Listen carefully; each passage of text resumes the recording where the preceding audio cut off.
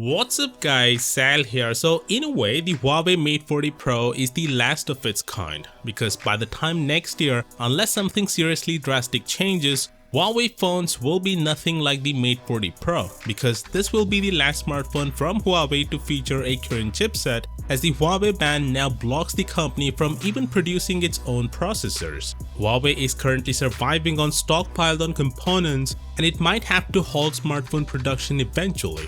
But in the meantime, they're launching their latest and greatest phone, the Mate 40 Pro, on October 22nd, just 5 days from now on, and we have quite a lot of info about the handset. First up, this is how the Mate 40 Pro Porsche edition looks like. Honestly though, it looks very weird and at the same time looks very different than other smartphones in the market. This is a Porsche edition and costs 2,000 euros, but the regular Mate 40 Pro looks different. Here are some official marketing materials of the Mate 40 Pro, and Huawei has decided to retain the waterfall display.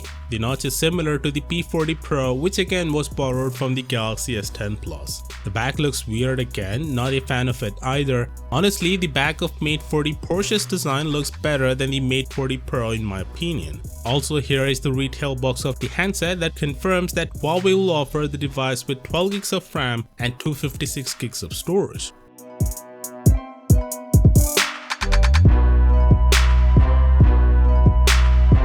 Camera is the main selling point of the Mate 40 Pro, and one of Huawei's executives shared a camera sample of the handset. He posted this picture of the moon in broad daylight, revealing impressive details of the moon's surface. The image is of low quality because I couldn't find the original source, but the details of the moon's surface are really good. Huawei was one of the first companies that made taking pictures of the moon trendy, and with the Mate 40 Pro, they're likely gonna set a sort of new benchmark for the zooming capabilities of a smartphone.